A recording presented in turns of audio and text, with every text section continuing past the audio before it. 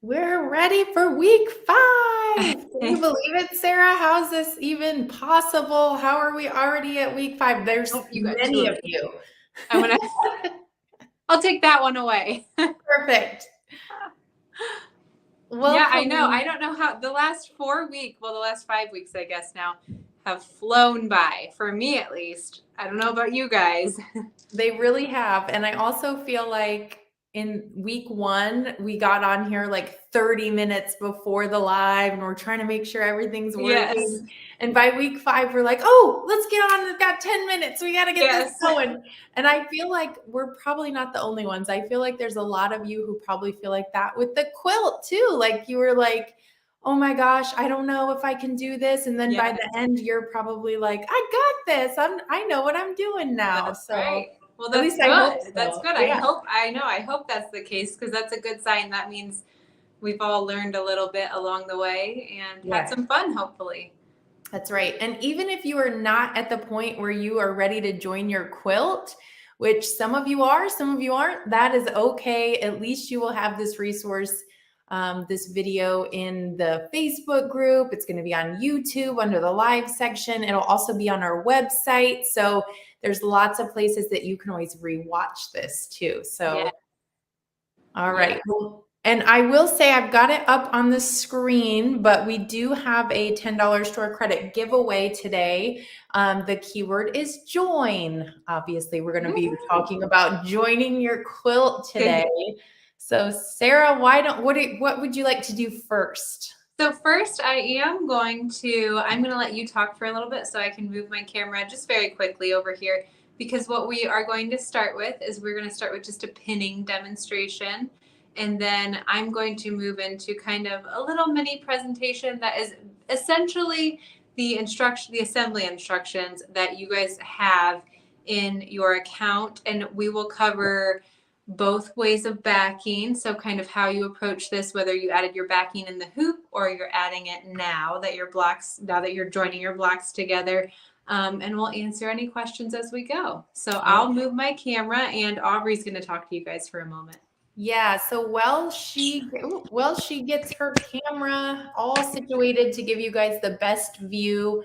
I do have that keyword is join today to win $10 in store credit, meaning we're going to join your quilt together. But I also wanted to point out that it is not too late to join Mystery Quilt. I mean, obviously we know what it looks like now, but I did want to make sure that you guys know that the introductory pricing is over in is it 2 days, I think? I don't know where the year is Yes, going. I think Friday. Yeah, so Friday. So if you are on here and you have not joined the Mystery Quilt, just want to point out that time's running out after June. On July 1st, it'll be $189. So if you've been on the fence and been thinking about it, our keyword join is kind of dual meaning this week. So, Yeah, all right, Miss Sarah, you ready? I'm ready. All right. Okay. Oh, I got my shadow in there. Okay, so we're just going to demonstrate how to pin on these two blocks. And these might look a little familiar to some of you. These are just from the bonus that you got if you ordered in the month of May. So I'm just going to use these two blocks that I have, and I'll show you kind of how to pin those. And we'll kind of talk about finding match points and using an anchor pin and all of those fun techniques that I think are really, really helpful. And one question that we often get before I even get started, I should have grabbed them. Typically, we get the question, do you have to use pins or Right. can you use the little clips? Like I use the clips for my binding. I have pins. Okay. I confused Annie. She thought I needed pins. But typically people ask if they can use the binding clips. I don't like to use those because I'm not confident that I have everything lined up well or that it will stay lined up well. But if that's a method that you have used and had success with, that's perfectly fine. I'm just going to be showing you the pinning technique that we use here at Hoop Sisters. So what we're going to start off with is we'll just put our blocks right side together. And we're going to find a few match points in our block. So in this block in particular, I'll show you our match points first. In this block in particular, we only have about 3 match points. So we obviously have our 2 corners, and then we also have our satin stitch right here. So I'm going to put our blocks right side together. I'll take my anchor pin and I'm going to pin right in the corner of my block directly through. So my pin is right through that block. And now with the corresponding corner, I'm going to go directly through that block again. So now we've got these two match points all matched up. And then I'm going to go over here. It's pretty close to my match point. You probably don't need to do this, but just for demonstration's sake, I'm going to pin just to the left of my satin stitch. I got to find it from the back. So I'm sorry, that is my right of the satin stitch. I'm going to go right through my block at my basting stitch line. And then I'm going to meet up with the other satin stitch on the other block where those coordinate and push my pins right through. And I see I keep doing this, don't I? Need to stay over here. And then the last match point on this block would be the last corner. So again, right at the basting stitch in that corner, I'm going to go straight through my block and then straight through on the other side. And these are all anchor pins. So these will not stay in there when you're stitching along the basting stitch to join your blocks together. What we're going to do now is we are going to take another pin and I'm going to go through the seam allowance and then right down into my block. And I'm doing this right next to that anchor pin. And after I do that, I can pull out the anchor pin. Okay, so next anchor pin, I'm going to go through the seam allowance and then down into my block. And then again, through the seam allowance and then down into my block. And now I can pull out the anchor pins that are left in there. Okay, so now I've got everything pinned. And when I take this over to my machine, I'm just going to stitch right along my basting stitch. So I'm going to stitch right on top of that basting stitch, starting at the very corner, and then you can backtrack a few stitches into your seam allowance, down your basting stitch, and then you can stop on the other side and stop it with a locking stitch. And then you'll open up your blocks and they will be beautifully aligned, similar to how these ones are. So just disregard my red stitching right here. We'll talk about this in one moment. That's for adding our sashing. But so that is the pinning technique that we like to use. And a lot of the blocks in this year's mystery quilt are going to have more match points than just those corners. So it'll be pretty easy to get at least 3 or 4 pins in there. Okay, so that is our joining. And then I'm going to come over here and, sorry, I'm trying to read comments while I'm doing this. So what we're going to do now is I'm going to come over here and I'm going to add something to here. There it is. So we'll talk a little bit about this document. Do we have any questions on the pinning? Did I cover that well? Hopefully I did. If you guys have questions on the pinning, just drop them in. I do see Kathy said that she had a couple things get in her way, but she's ready to go now. Okay. And she's trying to decide if she wants to do the back, one piece back after or sections after, or while she's stitching her blocks, it looks like. So she's looking forward to the demo today. But if you guys have questions on pinning, let us know. I'm thinking that this will help you make up your mind then, Kathy, because right now we're going to go over this document that if you've already downloaded from today, you'll recognize. And I did see after 14 of you had quickly downloaded this, I did make a slight change. I just made an addition to this document. So if you do see a page in here that you don't recognize, just jump back in and re-download the week and you'll see the addition that I made. And I'll point it out when we get there. Okay. So we are essentially taking this year's mystery quilt and we are separating it into 4 different sections. So you can see here that we have section A, section B, section C, and section D. And there are 4 rows in each of these sections. So how you want to start doing this is section off your quilt and just work with one section at a time. So starting with section A, you'll just join the blocks using the same pinning technique that I just showed you. Join the blocks in row A, and then join the blocks in row 2, row 3, and row 4. I think I said row A, I meant row 1. So join them row by row, and then you can attach your rows together. So that will leave you with one section because we're just working with section A right now. Once you get section A done, if you added your backing in the hoop, you are going to be applying sashing at this point. I really like to break it out in the 4 sections when I'm applying sashing. I just find that it's a lot more manageable and it's easier to work with, in my opinion. Obviously, if you're doing a 5-inch quilt, off the top of my head, I don't specifically remember the finish size. I want to say it was around 33 inches. So maybe you decide that that is manageable enough to work with, and that's fine. You can join everything and then sash.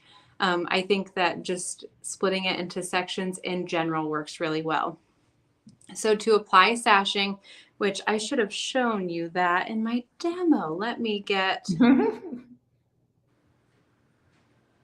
Let's do this. Okay, so your sashing fabric, to prepare it, you are going to cut a strip of fabric that is 1.5 inches wide. And I really like to use our trimmer by George when I'm cutting this because let's see if you can see it.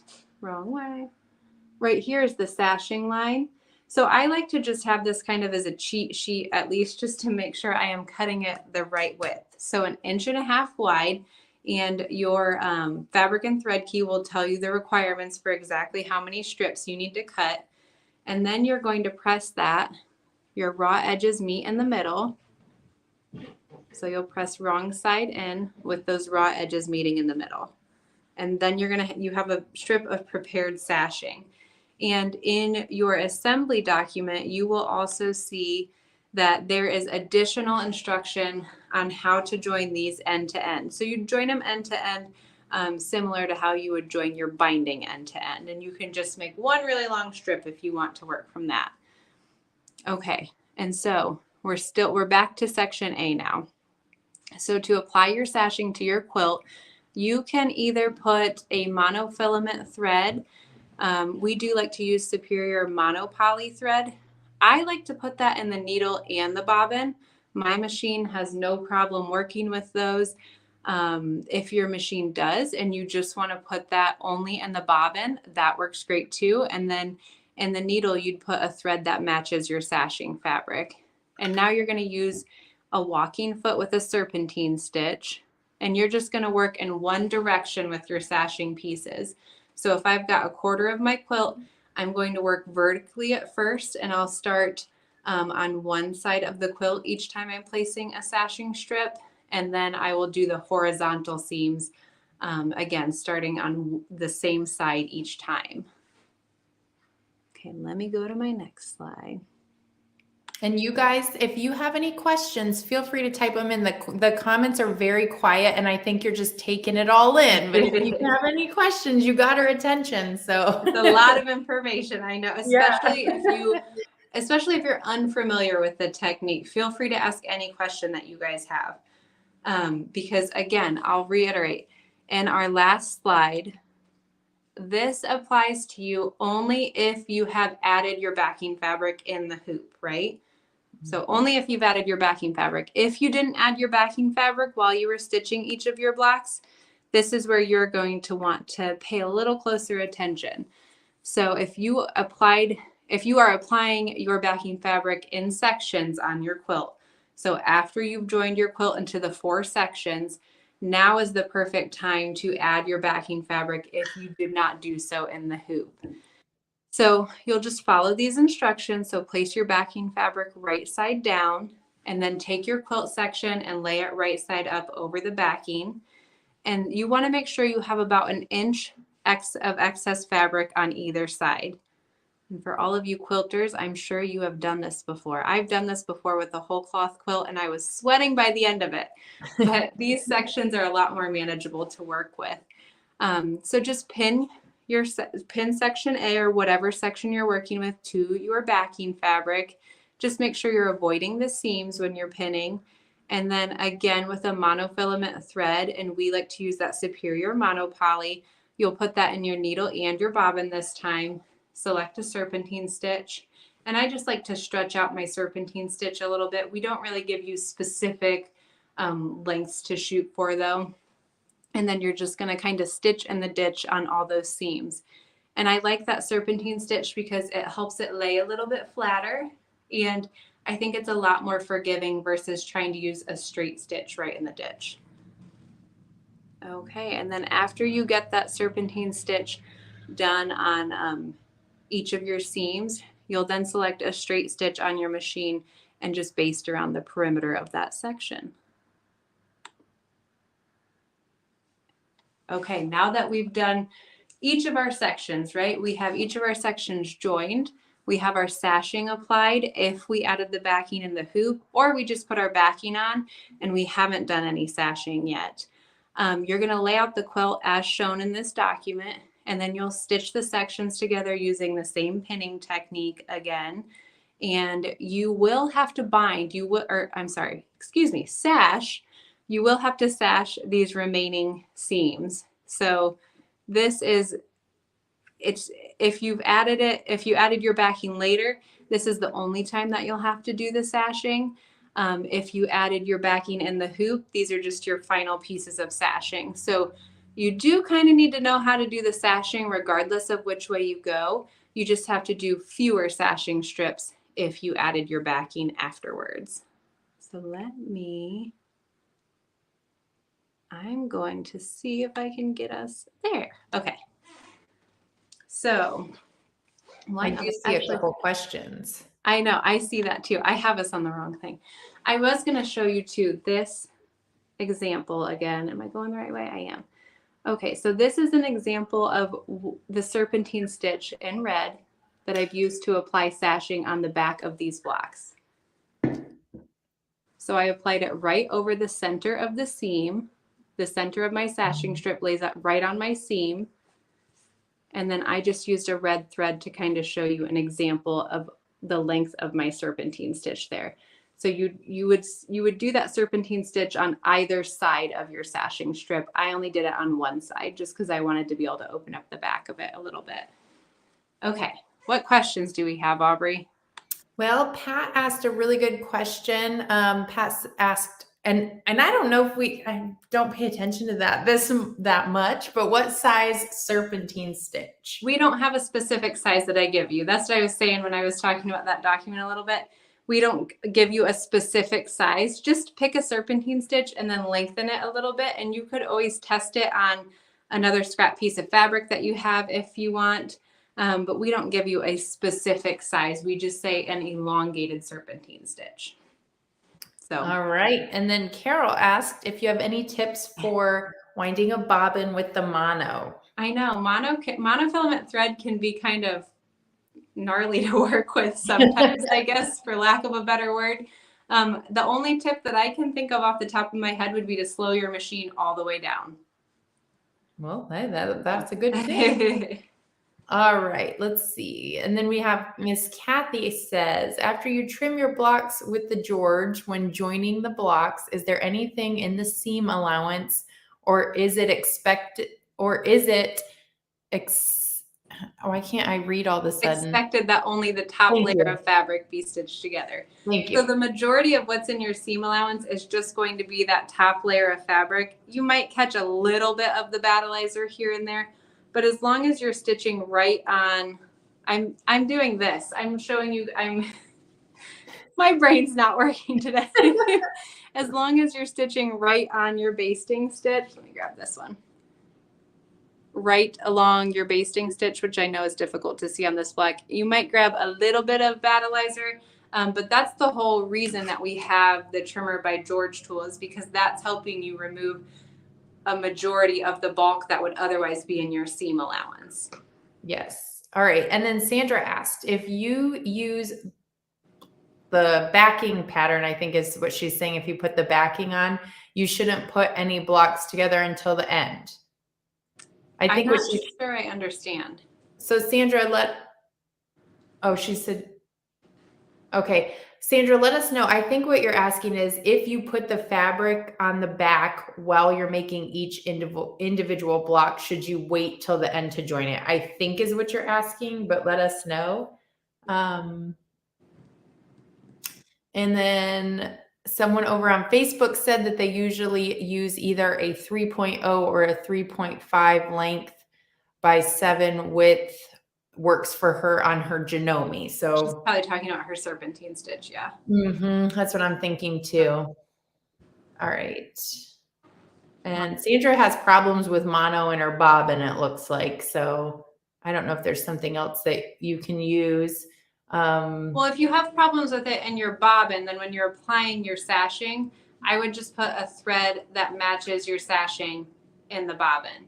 And then you only have to put your monopoly thread in the needle. And you're just going to be stitching with the top part of your quilt right side up. Okay. All right. Yes, should I wait? Because the blocks overlap in the backing section. So Sandra, when you trim your blocks, you are going to be removing the backing fabric right up to the basting stitch. So if you get, say that you have, I am really off center here and crooked. You're going to use the trimmer no matter which way you back it. Yes, yeah. So if you say you have these 9 blocks, so section A of that diagram, completed and you want to join them together, but you haven't stitched everything else, that's fine. You can stitch just this section together regardless of whether you've added your backing fabric in the hoop or not, because you're trimming it the same way with the trimmer by George, and it will remove that backing fabric up to the basting stitch. Okay.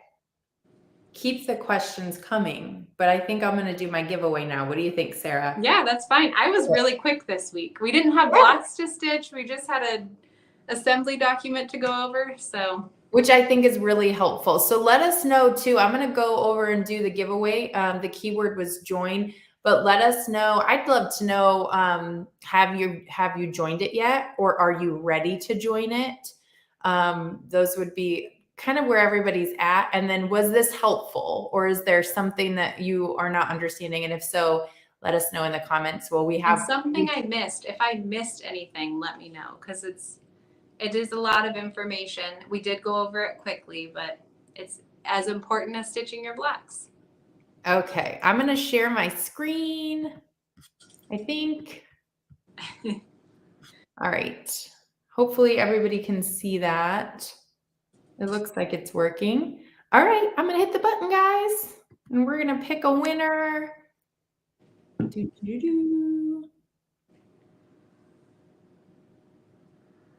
I've seen some of these names before. Congratulations, Betty Lou. Awesome. We're glad you're joining us and participating. And Nina is on vacation this week. So, Betty Lou, if you would email me, I will take care of your $10 in store credit. It's Aubrey, AUBREY @hoopsisters.com. And I will get $10 put into your account. And I do see more questions coming in, Sarah. I'm sure you can see them too. I see one. This was a tip on winding your bobbin with monopoly. Wind the bobbin half full when using mono thread.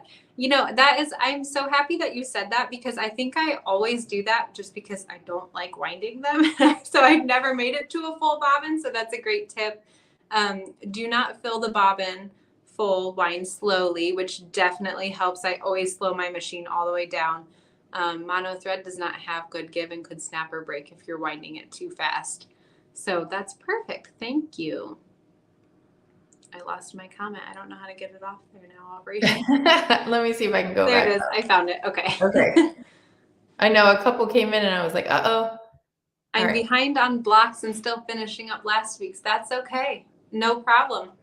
You can work at any pace that works for you. That's perfect. Bobby's ready to join. Awesome. Clarify if you don't use, okay, Kathy over on YouTube is saying, clarify if you don't use backing on each block. Can you ask me another clarifying question alongside that? Because I'm not sure what you mean by that. All right, what else we got in here? Oh, I get it, Carol. Life does happen sometimes. You'll get there. You'll get there. Bear with us, guys, while we just make sure we are answering everything. I noticed that when adding the backing fabric, maybe slight difference from the original water-soluble square block, only here and there. Should I trim from the original square block on the battleizer or where the final backing stitching? Well, you'd want to, when you're using Trimmer by George, the way that you'd use it, you would only be able to trim based on, I would say, where the backing fabric was added. But those two squares, so the original placement stitch and the tack down for the backing are the exact same. Are you using battleizer when you're doing it? You might get a little pull compensation going on in there if you're not. But they are digitized to be in the exact same place. You pin your sashing before stitching. So I don't pin it to my blocks. You can use Wonder Tape if you'd like, which Wonder Tape is just kind of a double-sided water-soluble tape. And you can use it on the back, right along your seam, right over top of your seam, to temporarily hold your sashing on if you'd like. I think after you do it a few times, you will be comfortable enough that you don't feel that you need to do that. But that's definitely a great suggestion for, especially if you're starting out and you kind of want to get the rhythm down a little bit on that. Beverly Ann's ready to join hers. Okay. What did I miss? Oh, Lydia asked if there was a label in this week, and there is. There is a label in there with instructions, so you should be ready to go. There you go, Denise. Order your pre-wound bobbins. Perfect.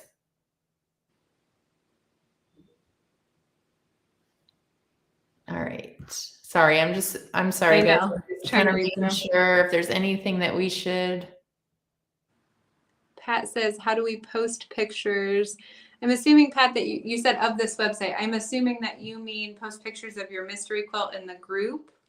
So yeah, just hop in the group that you're in now, which should be the Hoop Sisters VIP group, because it looks like you're over on Facebook.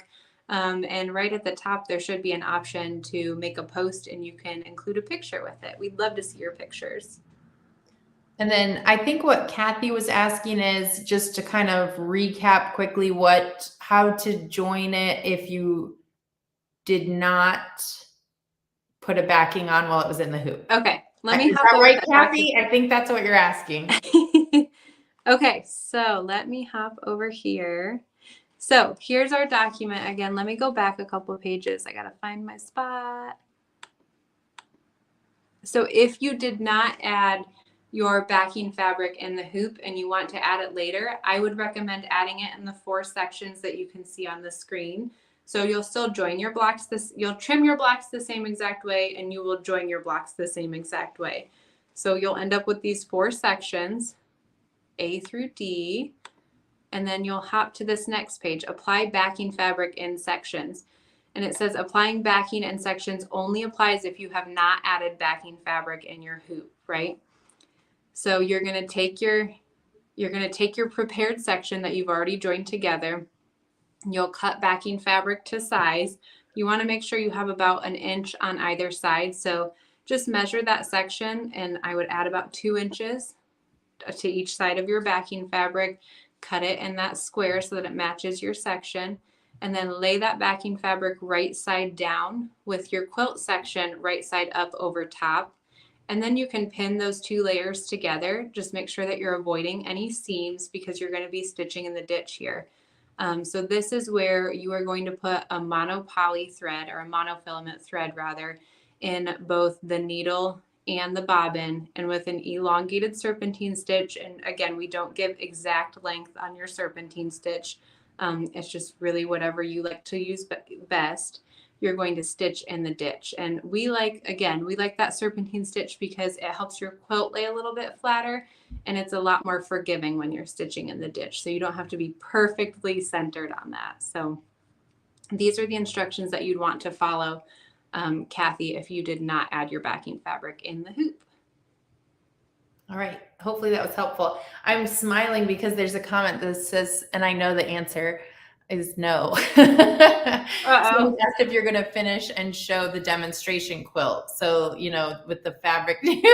And I'm laughing because you should see her design wall in her office is actually a almost complete 2024 shop exclusive. And I know that's kind of where she's going next. Yes, I know. Annie and I kind of tease each other a little bit because when Annie does live, she always takes what she makes and kind of creates something with it. And I typically do a live and then I toss that block to the side and move on to, where my head is at, which is on that quilt that's on my design wall. So I wish we I had could more show you time, that. right? Maybe I know. And not speaking of time, this week we have been really doing a lot for the upcoming open house that's taking place August 26th. So much so that pregnant Sarah is in a cute dress right now, but she changed her clothes because we're sweating as we're doing all this manual labor. So she don't have time. I was exhausted. Aubrey wore me out yesterday, and today her and Annie were doing, and I said, I'm not doing it today. Yeah, sit down. But we're having fun. I wish I could, but I just physically can't right now. But I do think that this colorway would be so pretty with these like soft pinks and yellows. I did at least save the blacks that I stitched over the past few weeks. So yeah. Sarah Lydia has another question. Yeah. And after we answer that, I would also like to ask you guys, typically we'd like to do a cyber quilt show with Mystery Quilt where you submit your photos and we kind of put it in video form. Would you guys be interested in doing that again this year? Let me know in the comments and we'll take care of Lydia here real quick too. For the first time I pressed my seams open. Do I still use the same measurements for sashing? I would think that sashing would still cover that. Let me ask Annie, who I bet can hear me right now. She said yes. She did say yes, that your sashing fabric, if you cut it to 1.5 inches and press the ridges in, that it should still cover it. And you can always, with things like that, if you press the seams open and you do that a little bit different than kind of how, we demonstrate and tell you in instructions, that's fine. I would just, you could get a little piece of scrap fabric, cut it to 1.5 inches, press it like sashing, something similar to what I showed you, and just lay that over your quilt and test it. But Annie did say that it should cover that. Okay. All right. So it sounds like people do want to do the cyber quilt show, but I think what I'll do is give you some time to get done. So we'll push the deadline out. I'm thinking like mid-August. Does that sound good? Okay. I'll put some information out on it, but we'll give you some time. I know not everybody's done and some people are still kind of early stages. So we'll make sure that we put some information out. So check your email and check our Facebook group and we'll put together a cyber quilt show because your guys' quilts are so pretty and I love seeing the pictures in the group. So why not kind of put them all together and show off your work? So someone said that, I think they were referring to these blocks. I can't see your name in StreamYard, but I see you're on Facebook, that it would make a great baby quilt. Yeah. And I think it would. So these fabrics were actually pulled from what Annie used for vintage butterflies. Mm-hmm. And it would. So Annie should maybe make me a baby quilt. Yeah. What color would it be? No, I'm just teasing you, Annie. Okay, just to be Kathy is saying, just to be sure that I understand, you put the back fabric after you have joined all the blocks together. Yes, now I wouldn't join all of them. I would join them in those 4 sections. So split your quilt into quarters and then add your backing fabric on. Then you'll join your quarters together and you will have 2 seams right down the center to sash. If you did, and I think I said this at the beginning, if you did the 5-inch block size for this quilt and you did not add your backing fabric and the hoop and you want to add it after, I think that the size on that was 33 by 33. And so you could just put the whole thing together and add 1 piece of fabric. It really just depends on what the finished size of your quilt is. Sandra, I don't know. You'll have to look. We don't sell pre-wound monopoly, but somebody mentioned it earlier, so maybe they do. We don't use it and we don't sell it, but I'm sure you could find it somewhere out there, maybe a local quilt shop or online. I don't know. So. I love mono because it blends in so well, but it does have a mind of its own sometimes, doesn't it? All right. Well, I don't see any other questions. I think we answered them all. And like I said, I will get information out for a Cyber Quilt Show with telling you where to send your pictures in. So without further ado, I think that is a wrap on the 2023 Mystery Quilt. And I know Sarah and I are on vacation next week, right? You're on vacation all next week. Yes. I am on vacation all next week. I am going to pop on for a quick live, very quick live, next Wednesday at 2 p.m. Eastern with an announcement. So, ooh, I don't even know what it is. So that's exciting. you do. Once I get off here and tell you, you're like, oh, yeah. Okay. So I will tell you all about that next week, but it'll be short and sweet. So you might, if you're not on right at 2, you might have to catch the replay. And then we'll catch back up with you for July, which is crazy. So, yes. All right. Well, thank you all. We so appreciate you hanging out with us. And I'll see you next week while I'm on vacay. I might not have makeup on, but I'll be on. All right. Thank you, Sarah. Thanks, guys. Have a good day. Yeah.